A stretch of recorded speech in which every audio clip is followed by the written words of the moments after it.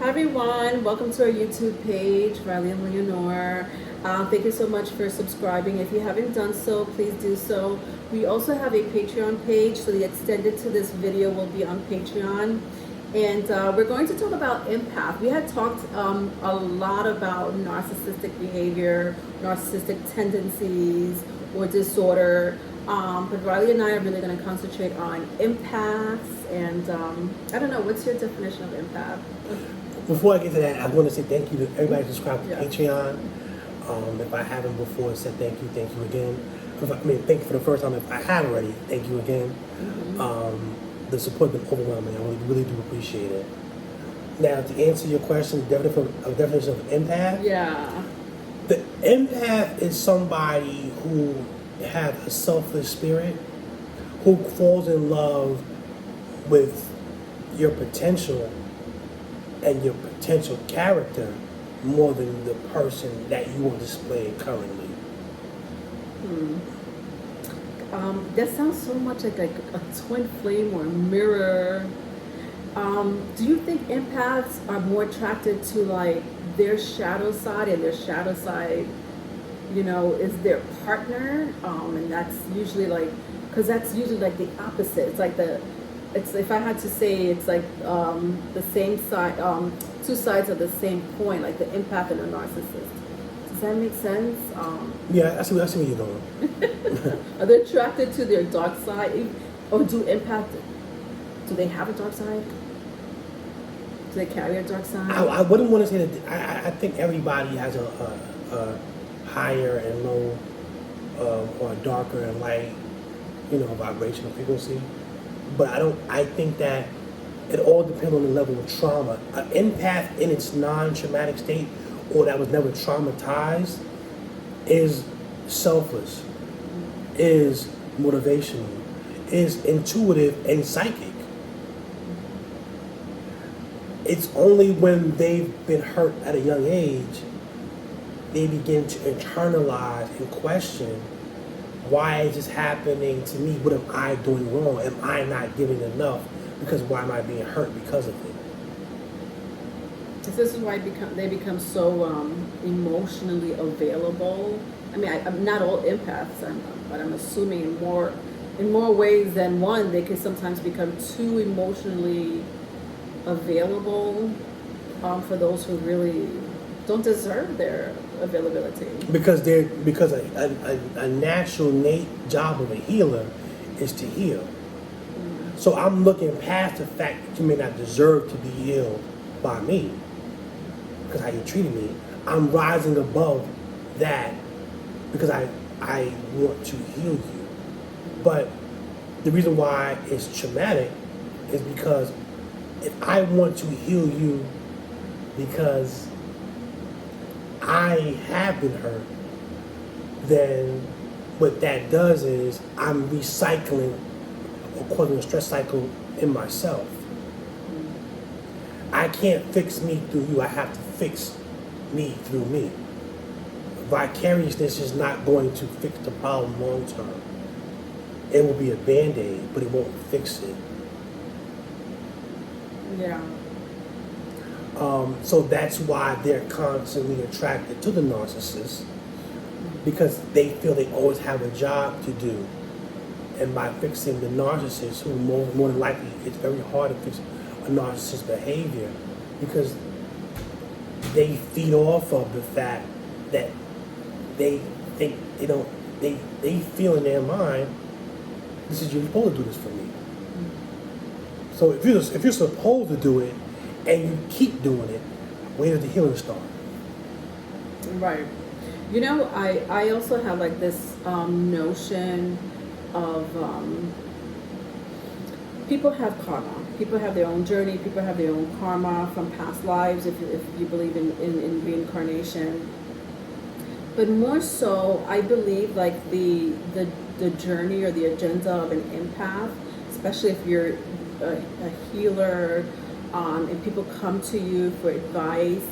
I almost feel that your job, unfortunately, is to really try to ascend those people that are walking on the dark side. And the dark side could mean anything. in this case, we're talking about narcissistic people and how empaths may or may not attract narcissistic people, but nonetheless, they do take, people, they do attract people that do take advantage of them in some shape, form, or other. But I don't know, this is just my belief from studying, just even being myself an empath and a healer. I just feel like, it's like I could say no. I could say no to people, especially if I feel they're taking too much of my energy. That I do cross a line. I do have a boundary when it comes to that. But I also feel that it's like our karma or our agenda or our journey to ascend these or evolve these lower vibrational beings. Does that make sense?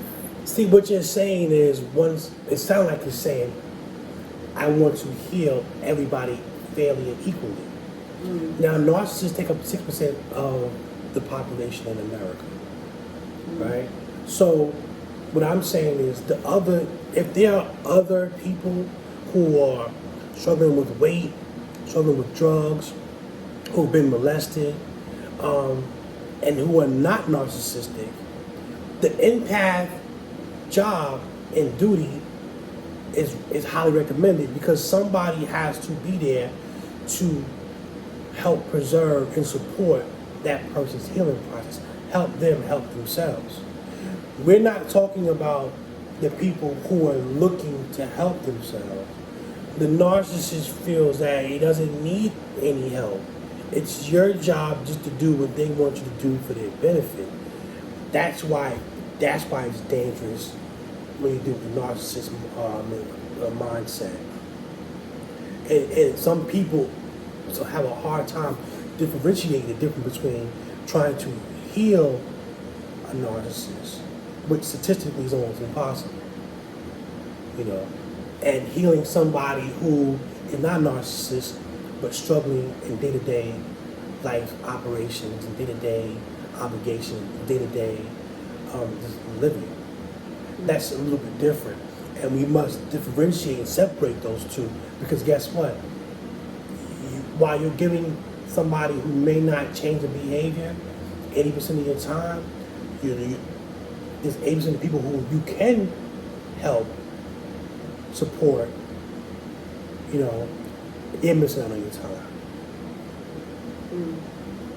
Is it fair to ask or to believe that narcissistic behavior is more of a masculine energy, despite the gender, it's more of a masculine energy, and an empath is more of a feminine energy? Or can masculine be empath? Like, can masculine energy, again, despite the gender, but can masculine energy be empaths? Are you asking Just to me, become are more narcissist men? I mean, I've ran into narcissistic women before, so I don't want to say men or women. I want to say more of a. So for me, when I say masculine is like fire and air placements. No, no. You know why I'm saying no? Because those elements are nature. Okay. Narcissist is trauma. Okay. It's not natural to be in trauma.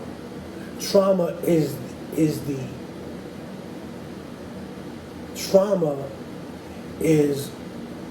the upholding of nature. That's why it has most consequence.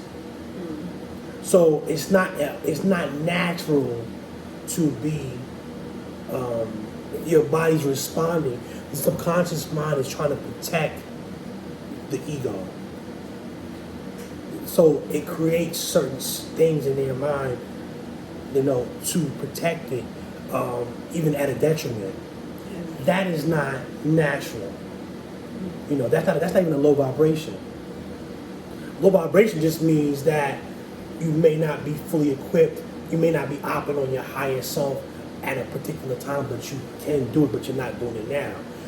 When you're in defense mode, you're also in a denial state, because you're making yourself believe that, there's nothing wrong with me. I'm supposed to think I'm the best and everything. I'm supposed to. That's not healthy. So I think trauma Trauma from a narcissist or from the empath? No, trauma from a narcissist. Okay. Trauma from the empath is just the route that you choose to go, because one is internal with the narcissist, one is external, the empath. Interesting. I need to go out, empath, or about me inside, narcissist. Yeah. And there's such thing as tendencies, right? I know that you have Yes. a very strong opinion about, you know, these people create themselves. They're not born this way. In more ways than one. I guess. Well, because every action is a reaction. Okay. So you can't be born a narcissist. Mhm. That's why there's no medication for it. You can't heal it. Even therapy makes it hard. Because narcissist is more about the person has to admit the fact that they're not who they say they are and deal with the consequence of it and finding out why they're not. I see. You know, that's something that is internally they have to operate on and dig deep. Mm-hmm. Because now you've been living a facade all your life, and now you have to be naked in front of the world, and that's not easy to handle. Yeah. Especially if you make people believe, like the empath, you know, or other people believe that, oh, you're fine. That's just who they are. Mm. You know, don't worry about it. That's just who they are. He's been like that their whole life. Not knowing that, well, that's just years and years of building up a defense for low self-esteem and insecurity. Mm-hmm. I see. Well, we've come to the end of our video. You know, like I said, we do have a video on narcissistic behavior and tendencies. Riley does touch a little bit about empath, but you know, we really wanted to go full throttle, you know, and touch on the opposite side of narcissistic behavior, which was empath. So join us on Patreon to see the extended videos on empaths. And thank you so much. Don't forget to please subscribe, join us, and support us, you know, when we do come live, or when we do upload a video. So hit the notification bell. Hey guys. All right, bye.